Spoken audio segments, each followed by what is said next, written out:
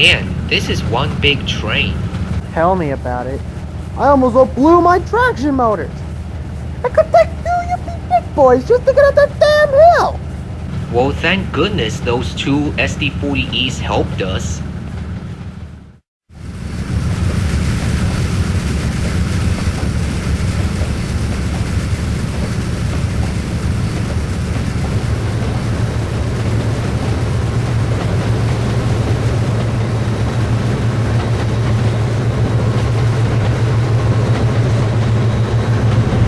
That was probably the longest train I've hauled in my life. Is that a hyperbole, or do you really think so? I'm not being too literal. I've handled a lot of heavy trains. That's why we usually work with at least one other locomotive. It's amazing how steam engines could pull as much by themselves. Well, you want to hear a story my granddad told me a long time ago?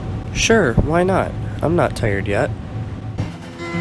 It was May of 1956. You know Nick and Elaine were in the M1 class. M1s were used for hauling heavy freights at high speed, and there's no doubt that they were hard at work during wartime.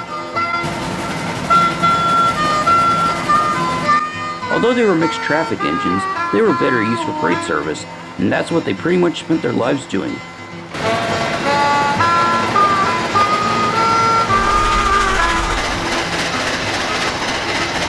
One day, Nick was talking to Richard while waiting for orders.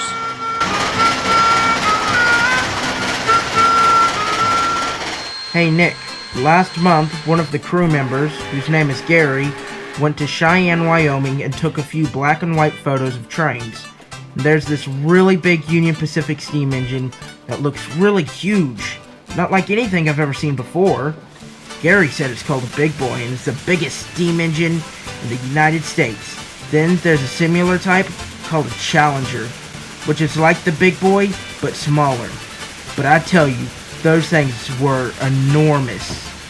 Wow, I don't think I've ever seen one before. I was told they mostly run between Nebraska and Utah, because their powers are needed to climb over Sherman Hill. That's interesting. I may not be as big or powerful as an articulated steam locomotive, but I'm still a very big engine. Hey, what about me? I'm the same size as you. Just then, a hostler came to take Richard to the service track.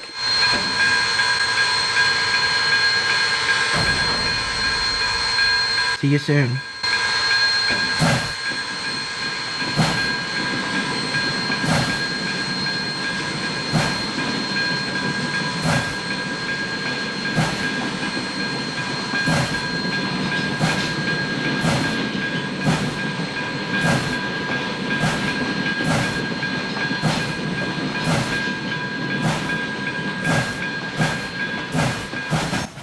Two days later, Grandpap asked Nick to take a merchandise train to Columbus. Once his fire was lit, his tender was filled with coal, and his boiler full of water, he set off with his train.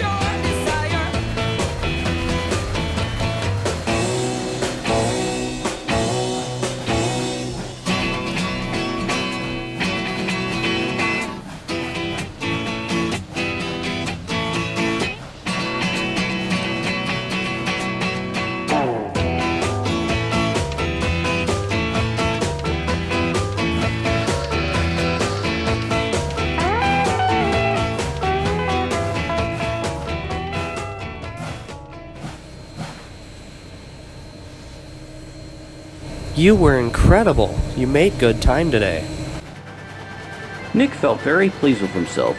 He spent the next week and a half carrying high-speed freight trains across the system.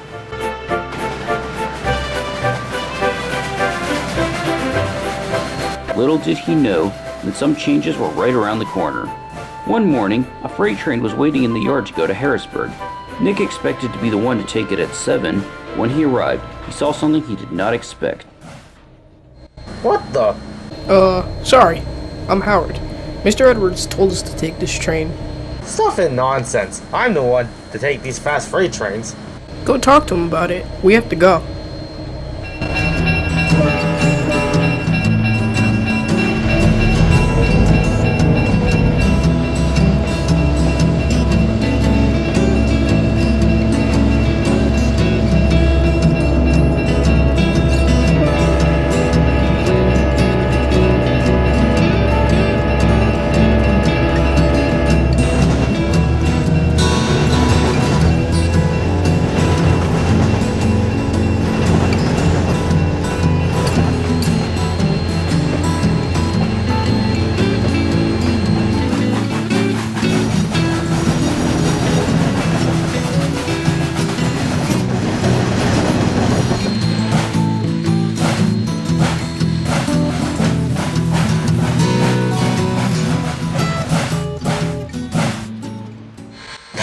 Those Diesels took my train. Well, maybe they were ready earlier, so I gave them the orders to them. I suppose you could take the coal drag later.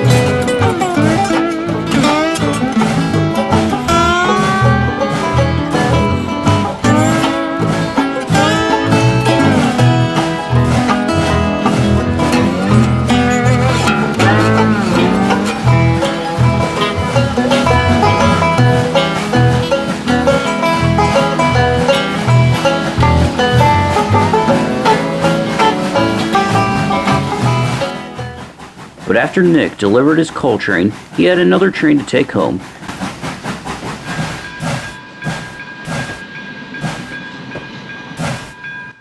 He was only halfway out of the yard when he had to let a priority freight train pass. Something is not right here. When he got home, he told Joey about it. I don't know what's happening, but I know Howard. He's a nice engine who does his work without question. I still feel like I've been demoted. Well, you could have had it worse. Rails are slowly getting rid of their steam power. In fact, our biggest rival has been trying to manage their famous Hudson, and I heard there's little hope of any being preserved. One of them just insulted me for my size one time, so I don't care much. So now Nick's hauling slower and heavier trains? Yes, as dieselization continued, M1 saw heavier freight service while diesel engines took over the higher speed freights. Now it was Nick's turn. I wish I could have seen all this coming. Sure, the United States got plenty of advance warnings about the attack on Pearl Harbor and didn't listen, and no one told me I was going to lose my job to some less powerful engines. Well, at least you're not retired from regular service yet. Many steam locomotives aren't so lucky. The Southern completely did diesel ized in 1953. Well, now my job is different. I have to pull more cargo with less priority. Why can't the diesels do that? They just run together on trains, which to me sounds like a waste of resources. Well, you're a strong engine who usually doesn't get tired. Why are you complaining? And unfortunately, the lower priority freight duties continued for Nick over the next few days. Has this happened to you yet? Not yet, but given what times are like these days, it's always possible. But even if diesels are taking over the high-speed assignments we formerly had, at least you're showing the Pennsylvania Railroad what you're really made of. What do you mean? Heavier trains, that's what we were built for.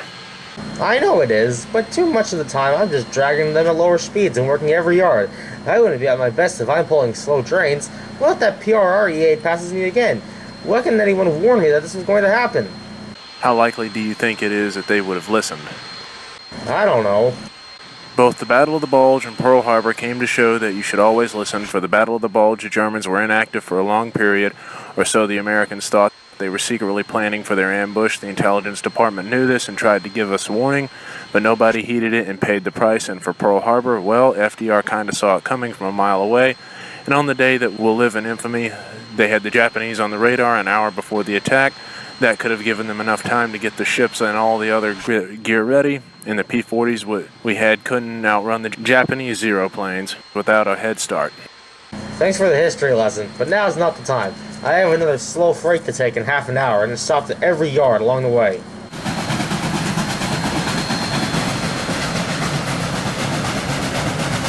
And sure enough, Nick hated it.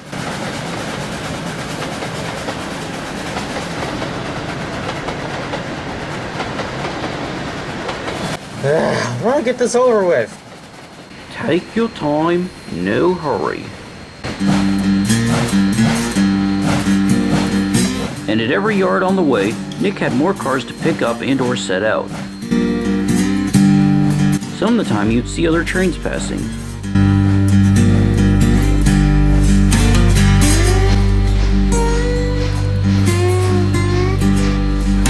Well, this is getting boring. If you had a ton of hauling power, then I don't know why you're complaining. What are you doing here?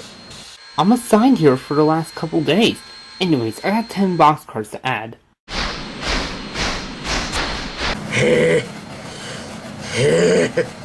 This is heavier than I thought. You can do it. Even if you're not used to lower speeds, it can save you in the end. I remember back in January, when I was sitting in the yard office waiting to go to work, I read the news that a Norfolk and Western steam locomotive crashed in West Virginia because it jumped the trucks. Oh boy, that ain't good. I'm beginning to feel bad for Nick. Yeah, I know the feeling of running slow, long-distance freights, but I can't complain too much about it. Then the Spirit of St. Louis flew by Nick. I could never keep up with them. You don't have to. Speed isn't as important as power. Your pulling power is what starts and stops the train.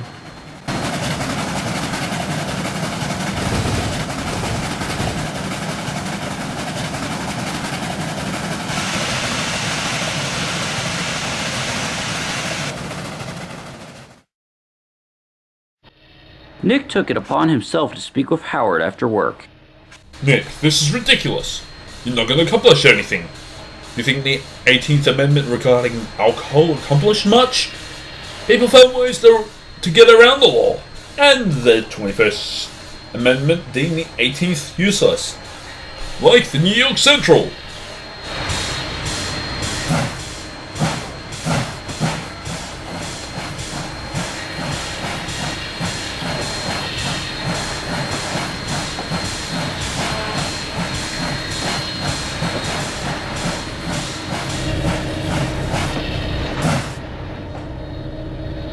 Hey, I don't like you taking my trains. Could you by chance give them back? How do you expect me to do that? That's not something I have the power to do. There's gotta be something. Well, I can't help you. Sorry. Let's go. We have an express reefer to take. Sounds exciting.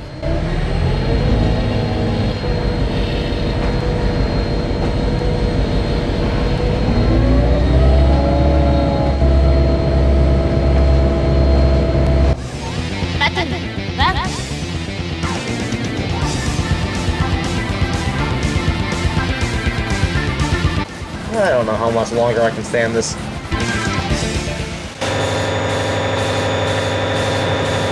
When evening came, Nick settled in the shed.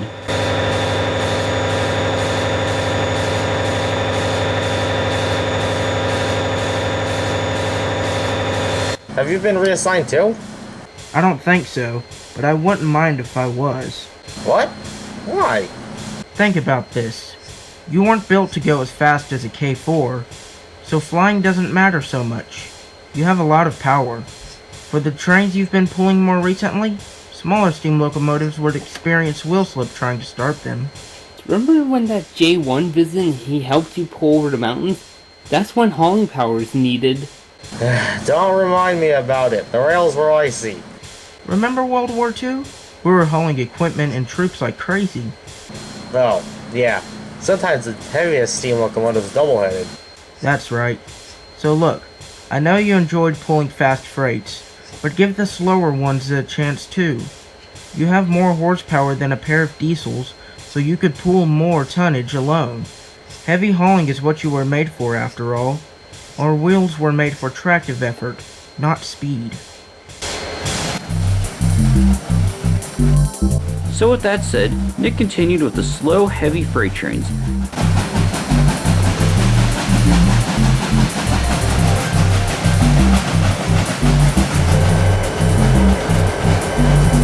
This time he tried his best to enjoy it.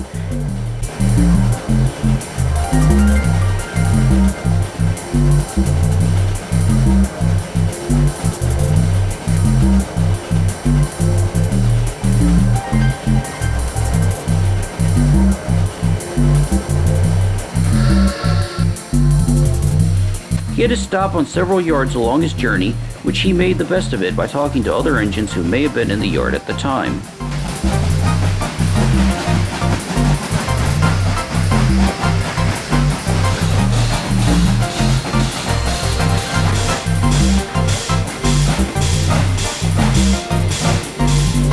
Hey, Roy. Hello, Nick. I heard about what happened with the changes and all. How you doing? I'm adapting. How are the passenger runs going? Can't complain, really. They're doing just a good job. Of course, I do hope the World Series occurs on a day where I don't have to pull any train! Well, my yard work is done. See you when I see you. Take it easy, there, Nick.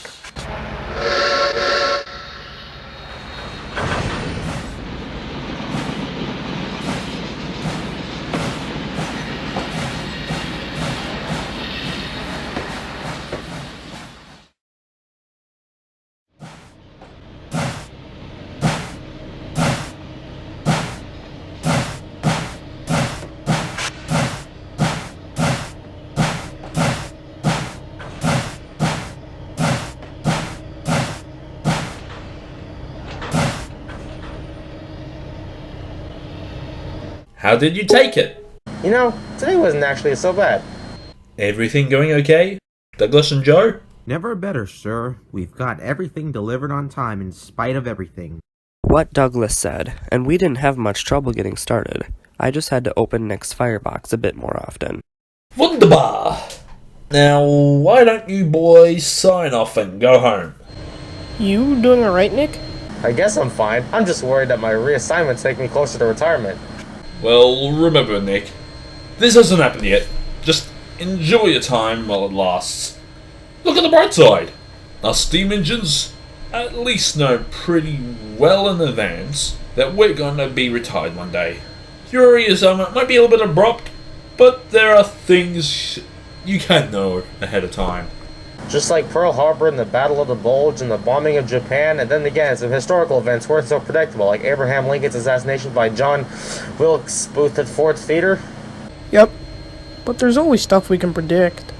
Well, it's been a busy day. What do you say that we get to bed? Good idea. Good night, friends. And that's it. Interesting. So even then, the trains were longer than they are now.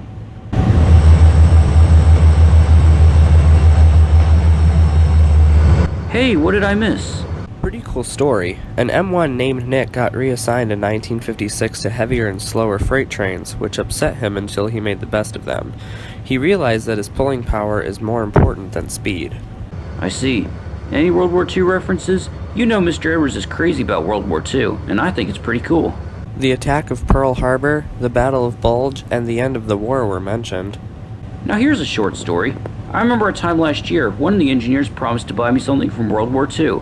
So I showed him a communications device online, but he said he didn't feel comfortable buying it if it's not from Amazon. So I said, how about this? I'll sit down and pay for it right now, and you reimburse me.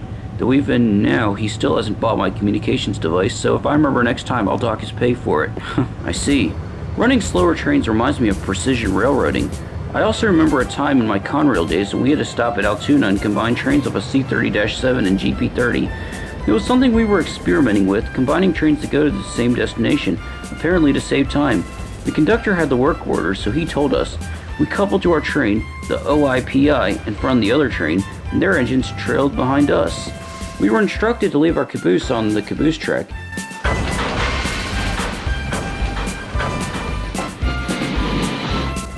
It was heavy, but the train was nothing compared to the ore train.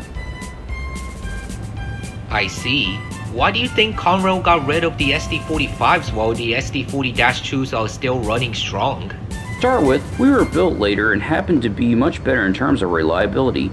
Sure, the SD45's big V20 engine was perfect for horsepower and tractive effort, but at the same time, the oversized engine binged fuel, and it was havoc for maintenance crews and the railroad in general. But as SD40-2s, we can pull the same amount while using less fuel and requiring less maintenance. Oh, right. But then why does NS still use SD45-2s? They were built a bit different. You may think the SD45s and SD45-2s are like two peas in a pod, but all you gotta do is look at the radiators. SD45-2 radiators aren't flared, and their car body is longer, essentially giving more room for the fuel tank. The SD45 also has a bigger fuel tank and higher horsepower. But because of what a flop the SD45 was, and because so many were ordered, the railroads were highly skeptical of the Dash 2, so only a handful was ordered. I'd know because I was around for a long time. I was around when the Cold War ended and when the Soviet Union fell apart in 1991. And I was around long enough to have been in the Conrail quality scheme. Ugh. I was repainted into that scheme in the early 90s. They just expanded my logos to say Conrail Quality. I know it's been something they've been doing to promote quality improvements, but I never liked the scheme as much, to be honest. Well, enough history lessons for one day. I'm gonna have an early night. Me too.